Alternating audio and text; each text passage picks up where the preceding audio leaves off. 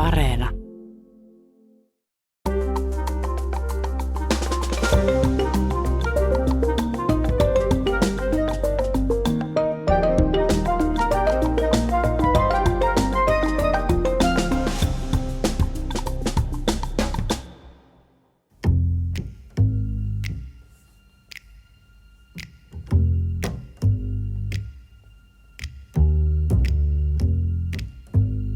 Hello and welcome to All Points North. I'm Zena Iovino.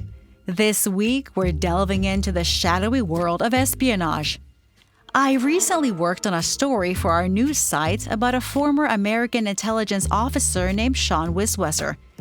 He says he spent decades tracking Russian President Vladimir Putin, and he claims that Russia continues to send so-called illegals into Finland and other NATO countries.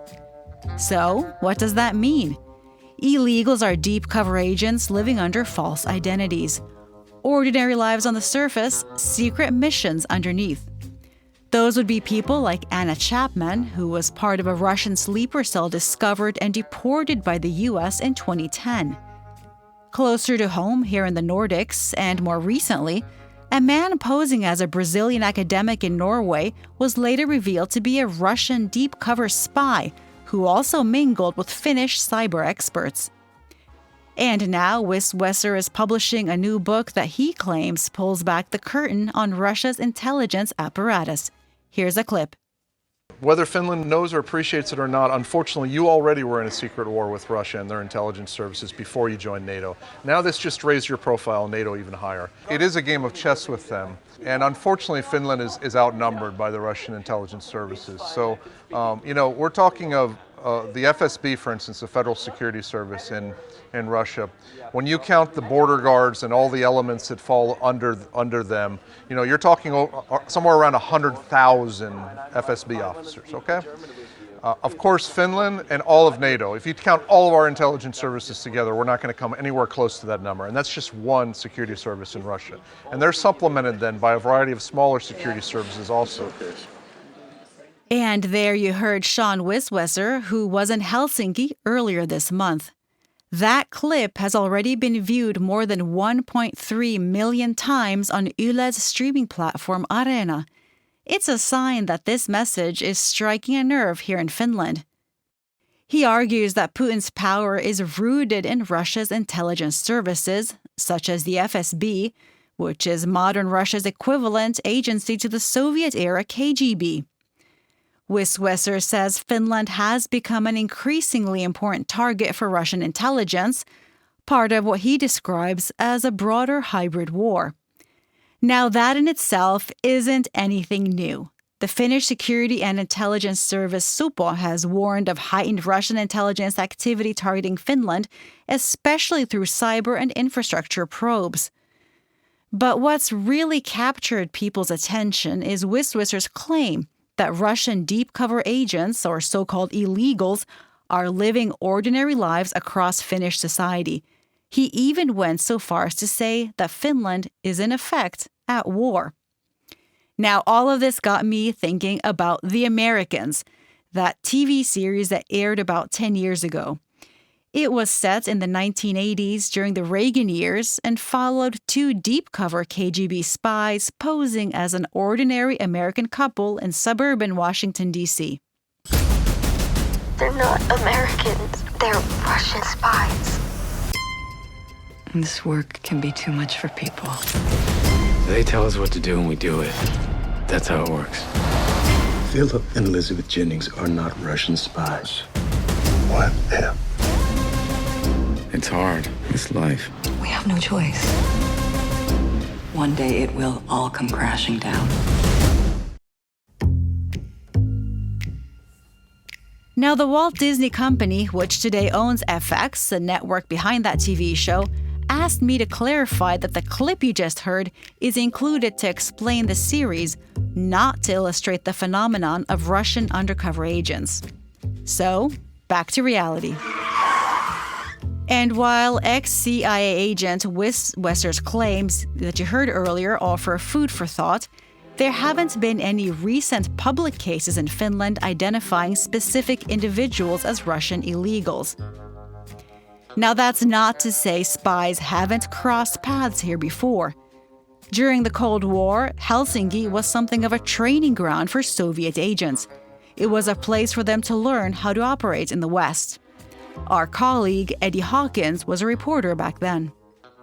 During the Cold War, Helsinki was regarded as one of the espionage hotspots in Europe, at least. And the reason was not that there was necessarily so much intelligence to be gathered, but more that it was a training ground for Soviet agents. This is my understanding, that the Soviets knew that they could send people to Finland to learn to function in a Western society.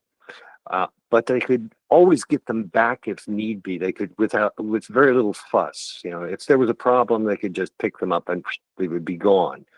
So there were an enormous amount of Soviet agents or agents in training sort of attached to the Soviet embassy.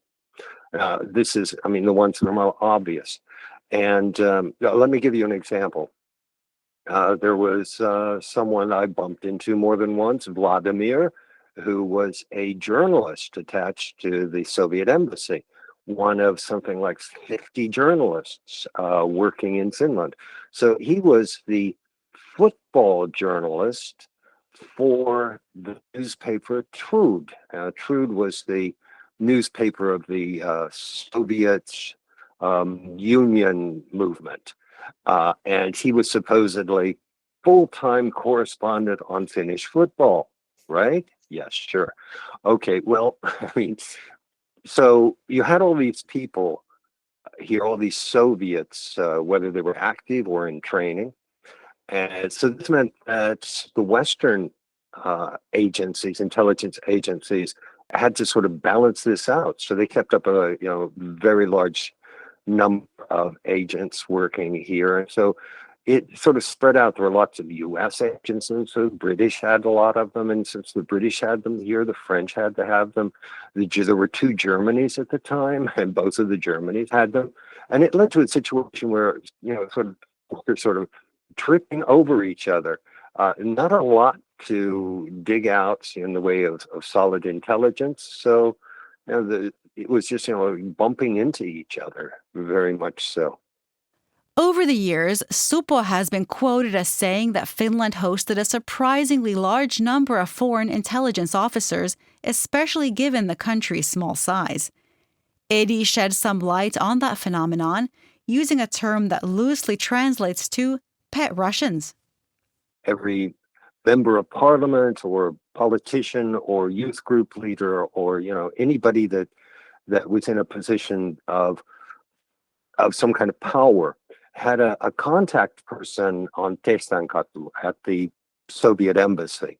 So they had a contact person, and the most important ones got one without trying. They sort of were offered this contact person. So it was sort of, the politicians would meet their Soviet contact for lunch or have them over for sauna or, a nice dinner. Sometimes the industrial leader or the politician or the youth group leader hosted. Sometimes it was the other way around. There would be visits to summer cottages or skiing trips in Lapland. It was also sort of a public demonstration of, I'm important enough that, the Soviets have assigned me my very own pet Russian, as it were. So, this was completely out in the open.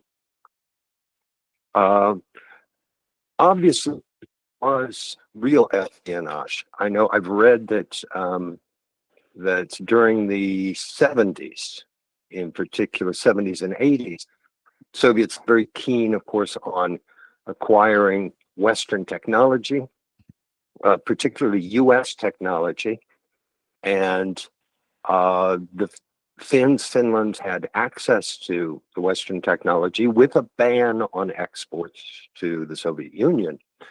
So The KGB had a special unit in Western countries focused on gaining access to U.S. technology. And it's been reported through reasonably believable sources that the KGB residency in Helsinki had more of these agents than almost any other than any smaller country in Europe. And for example, there were 6 in 75. There were 6 of them assigned to the residency in Helsinki.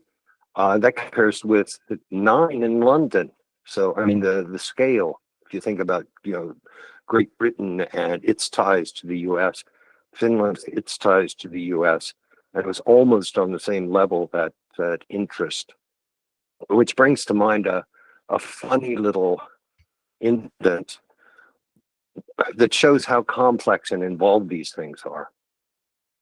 During the 80s, there was a small group of Finnish citizens involved in computer technology, tech issues, that were arrested by the Finnish authorities for violating export rules, exporting some American high-tech, smuggling it to the Soviet Union.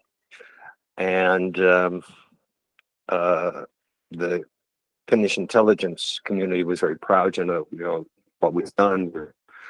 We're protecting U.S. technology. But apparently the backstory on that was that the U.S. was using them to get that technology in because it was being used by the Soviets for command and control systems for nuclear arms. And obviously, the U.S. wanted the Soviets to have the best control over their nuclear weapons that they could have. So they were sort of using a back door to make sure that it was well taken care of. Today, there's a lot of focus on misinformation, disinformation being used to undermine societies. And during the Cold War, this was sort of a parallel as well. Obviously, the means and methods were quite different because they didn't have direct access to audiences through social media channels or online news, that sort of thing.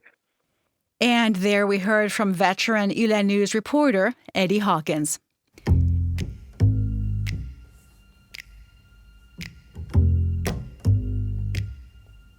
Eddie also brought up the topic of disinformation, echoing CIA officer Wiswester's view that Russia no longer needs to cross borders with tanks. Instead, it wages its battles online. The Finnish government tends to speak in broad terms about hybrid threats and Russian influence rather than addressing specific cases. Still, Finnish authorities have documented illegal crossings from Russia, evidence of the persistent security challenges along the shared border.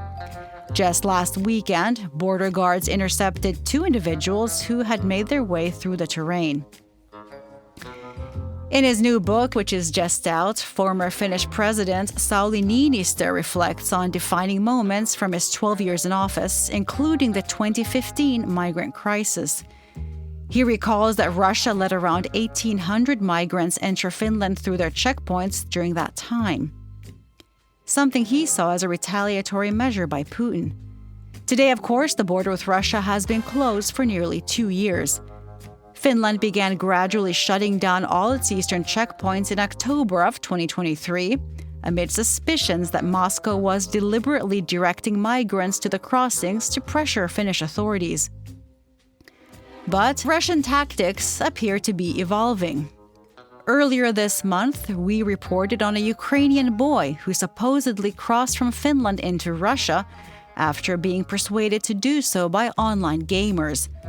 Once he ended up in a Russian orphanage, he realized it hadn't been such a good idea and has since returned to Kyiv. When I talked to the Finnish Security and Intelligence Service this week, I started by asking them about the former CIA agent's claims that Finland was in a secret war with Russia. Here's Supo's senior analyst, Petteri Lalu. NATO is not at war with Russia, and neither is Finland. The goal of both Finland and NATO is to avoid war. And in my opinion, the word war, which means an unlimited armed conflict, violent conflict, shouldn't be used that lightly. Petteri Lalu wanted to underscore that Finland is not engaged in any kind of war, and he was less than enthusiastic about discussions on hybrid influence. In fact, he called it Moscow serving hype. This hybrid hype, it's, in my opinion, it creates a myth of omnipotent Russia who can do everything against us without us even knowing about it. I don't think that that's the reality, what it considers actions of Russia. So you would say that Finland was aware of, for example, Parliament's been hit by cyber attacks and there's been all sorts of attacks on Finnish institutions. Yes, that's true. There are several.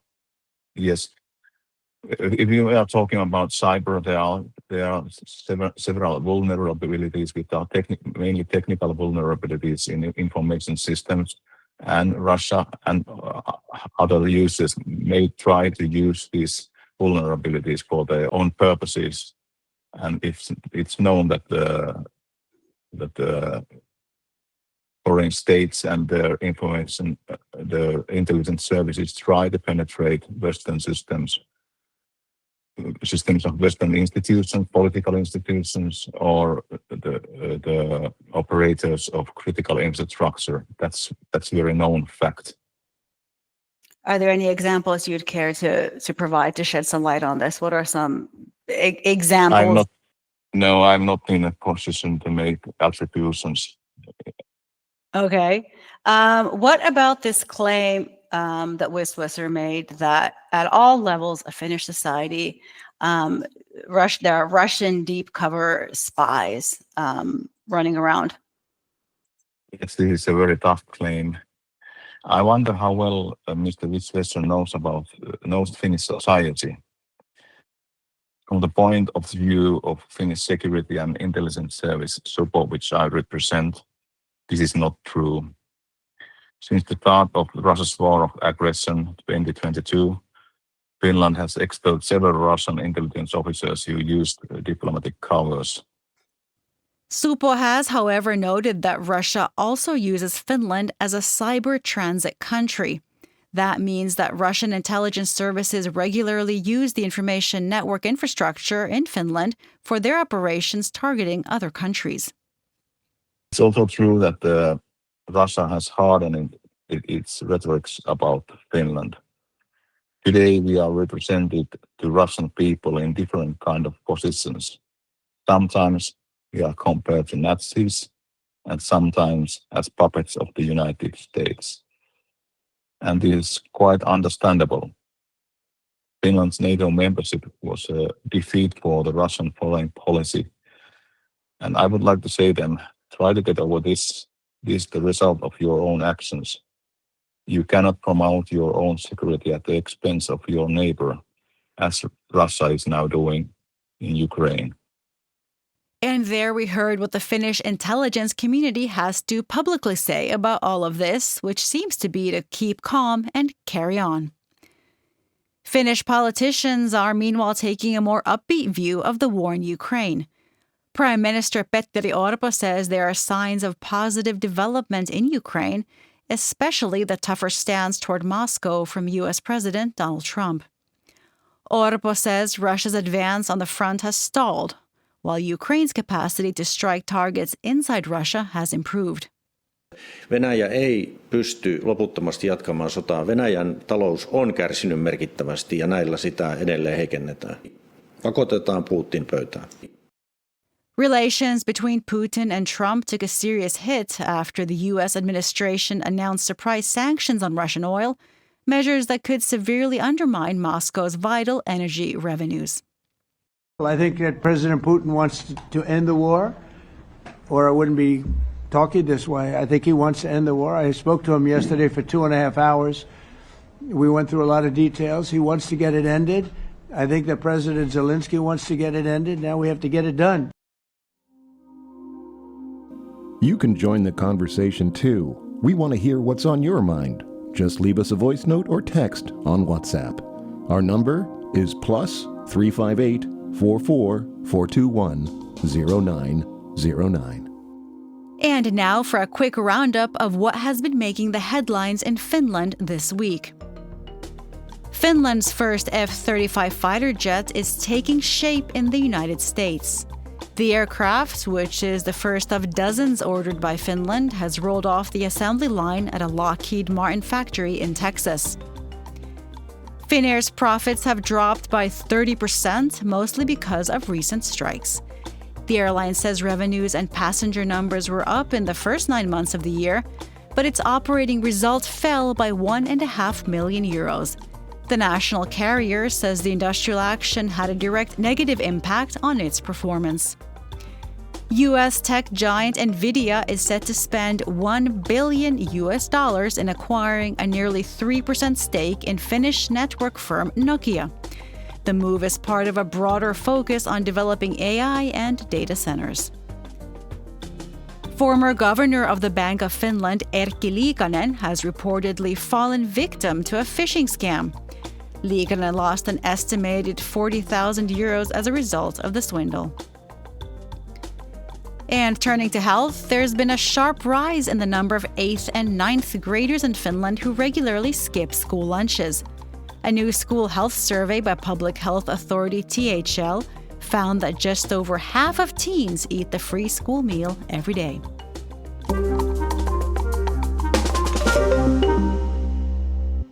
The weekend's almost here, and what better time to explore what's on Yle's streaming platform, Yle Areena. In line with our theme this week, my pick is The Helsinki Effect. The film delves into the 1975 Helsinki Conference on Security and Cooperation in Europe, where Finnish President Urho Kekkonen welcomed world leaders to an event that would quietly reshape the course of the Cold War. And that really is all the time we have for today. Thanks to Pasi Ilkka for putting the show together and to you for listening to and supporting All Points North. We'll be back again soon. Bye for now.